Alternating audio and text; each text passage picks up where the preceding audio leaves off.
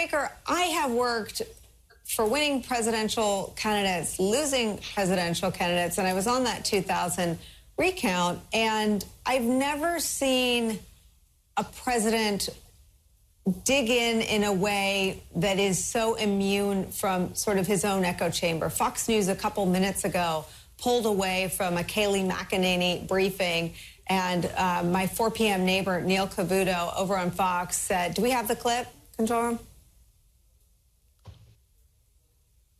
We don't have the clip yet. As soon as we get it, I'll show it to our viewers, but basically said, without any evidence, I cannot air this. I cannot show this to you. Chris Christie has been saying really since Wednesday morning when Trump came up with this strategy of alleging massive voter fraud on a scale that legal election experts in both parties say just simply does not exist. That if Donald Trump can't show the data, he can't claim that he won. What do you make of the fact that Donald Trump doesn't seem to be influenced anymore by the voices on Fox News, the voices of Chris Christie? He was probably never particularly swayed by Mitt Romney or George W. Bush, but it seems that his circle is tightening. Yeah, he looks increasingly isolated, I think. I mean, you know, this is a president who told us from the beginning, told us months ago, this is exactly what he would do if he lost. He would accept no outcome that didn't result in him winning, and any outcome other than him winning would be declared to be rigged and false. And he made that clear before any votes had even been cast. So we shouldn't be surprised that this is what he's doing, because he told us this is what he was going to do no matter what.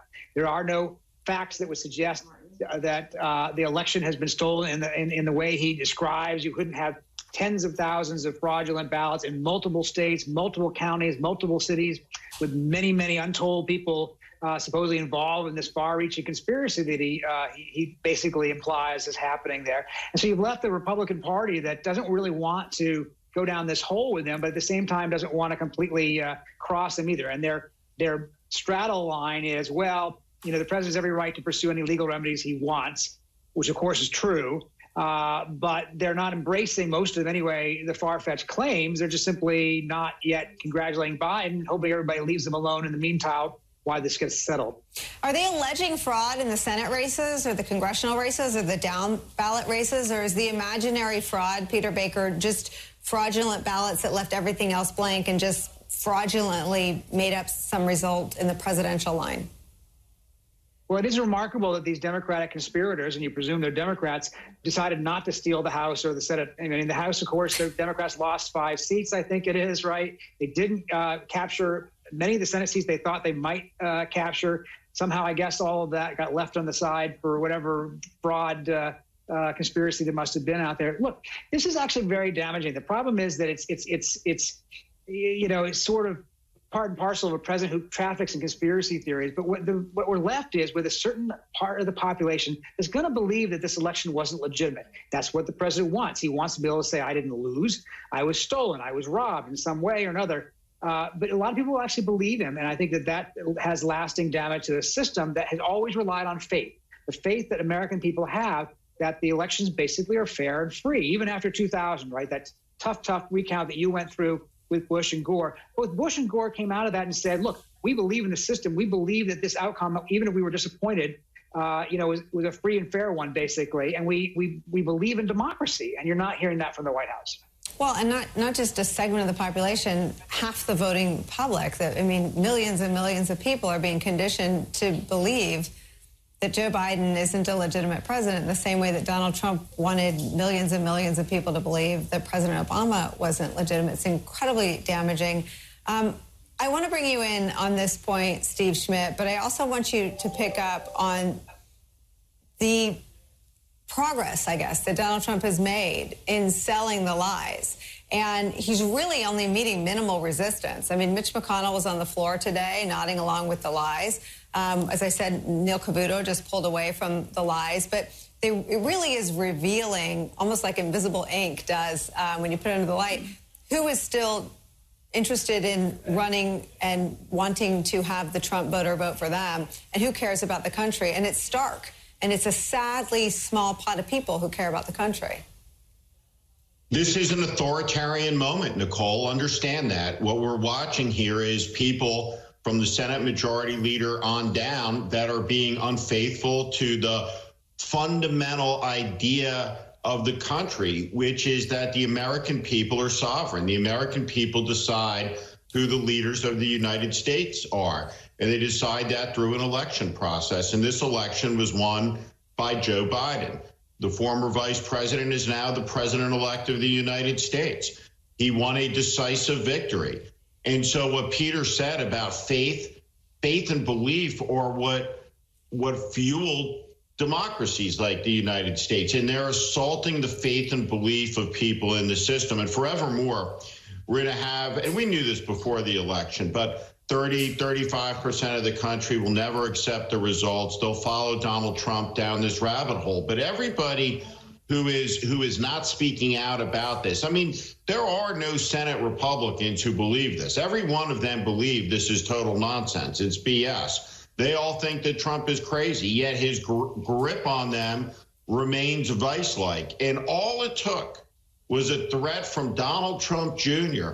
on the 2024 Republican candidates, right? The Fredo of the Trump family, right? To tear apart, right, any of these Republican members' faithfulness to our system of elections, to democracy, to the rule of law, all of it. It's just, it's tragic to watch, but we need to be clear about what we're watching. We're watching the mask slip away. And what's left are people that are happy to maintain somebody in power that has lost the popular will of the people. We've never seen this before in this country's history, a sudden breaking of the faith with American democracy by a significant percentage of the elected leaders to federal office in the country. It's a horrifying, tragic, and embarrassing spectacle, and it's dangerous for the future and the health of America's democracy. Steve Schmidt, I want to show you the clip on Fox News that I mentioned. This is Neil Cavuto pulling away from White House spokeswoman Kayleigh McEnany.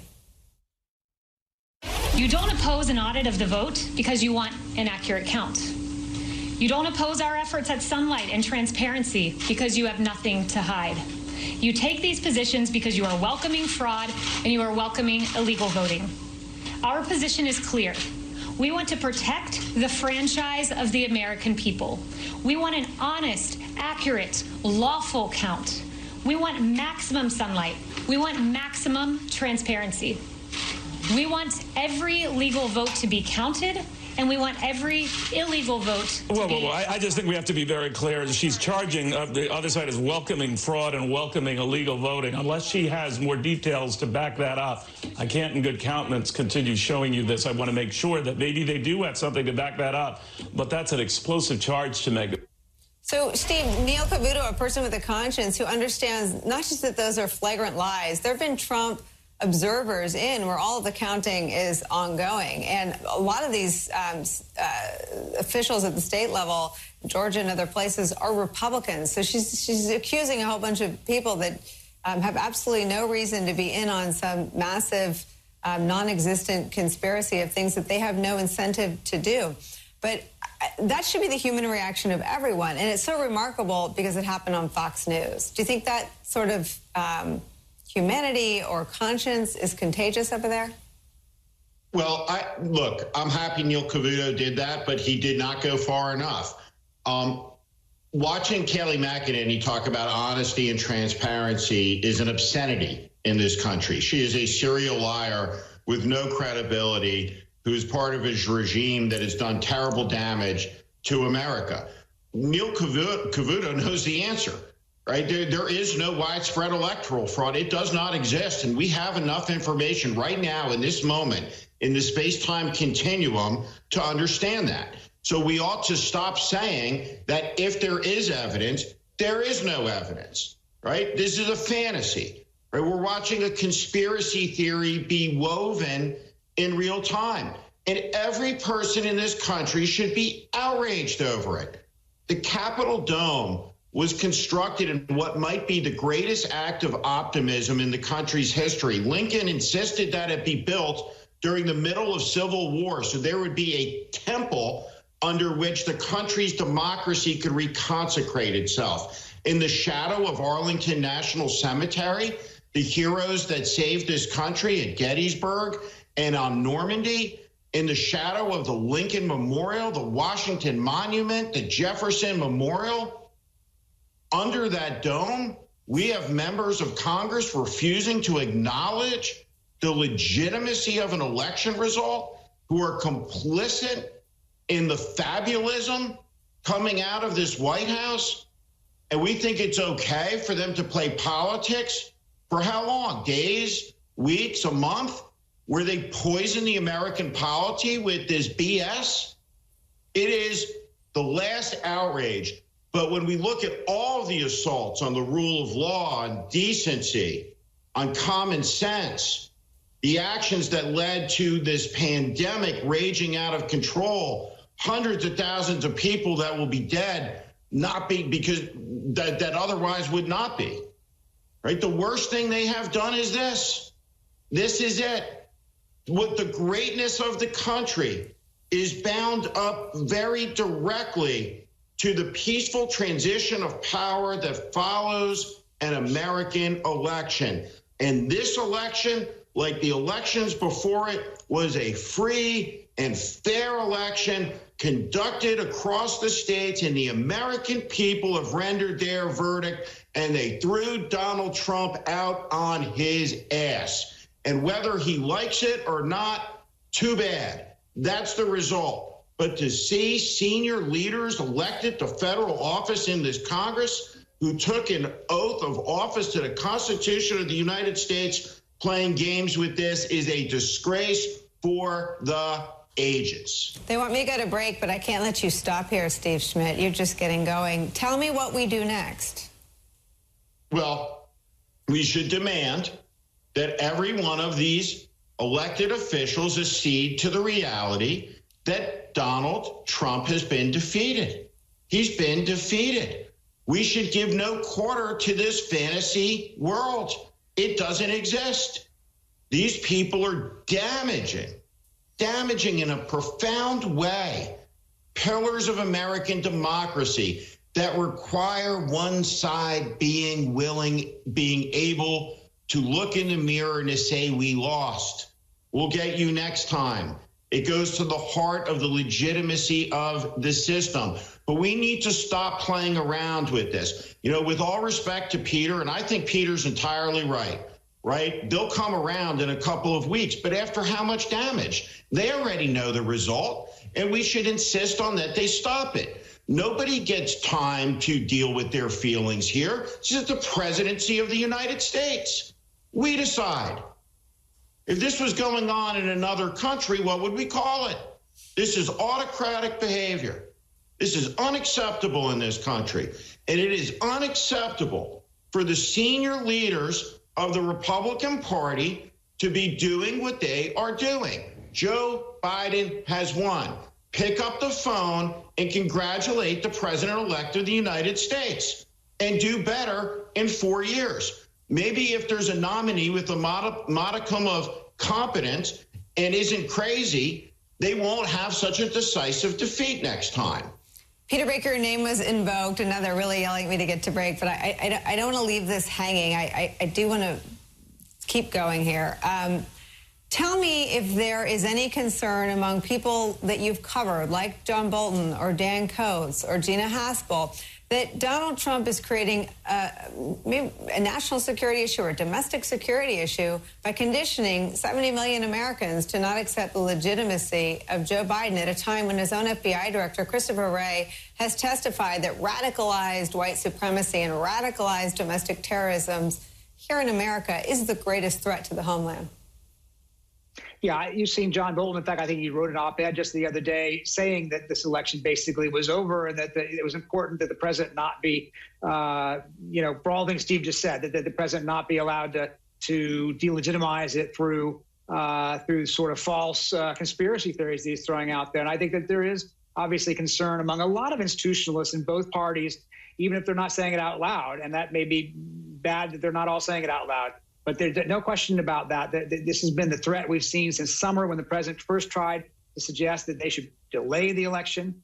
Then when that didn't go over well, started saying immediately that this is going to be rigged no matter what, basically passing a verdict on it no matter what happened, saying that mail-in balloting was somehow automatically corrupt no matter what. He didn't wait for any facts to come in to declare it. He still isn't waiting for any facts to come in. This is exactly what we saw, my wife and I, when we were correspondents in Russia. We saw, regimes that would put forward assertions without any evidence whatsoever, and then the evidence was somehow at some point followed up to because it was ordered up in effect. I don't think that's going to happen in this case because there isn't any evidence there that we've seen, nothing that would overturn these elections. And I think there is a credibility issue here because whether it be 48% or some lower number, a certain number of people in this country will agree that there was something wrong with this election when there's no evidence of it.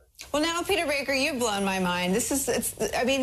To draw on your experience as a correspondent in Moscow as a parallel to the 2020 presidential election, everyone should be gobsmacked. I mean, why aren't there more people saying that and saying what Steve Schmidt just said? Well, the Russians right now are chortling. They're having a great time watching this, and they're using this to say, see, we told you. We told you democracy doesn't work. We told you it's just as corrupt there as it is here. We told you that you shouldn't, put your faith in Western democracy as an institution and as a tradition.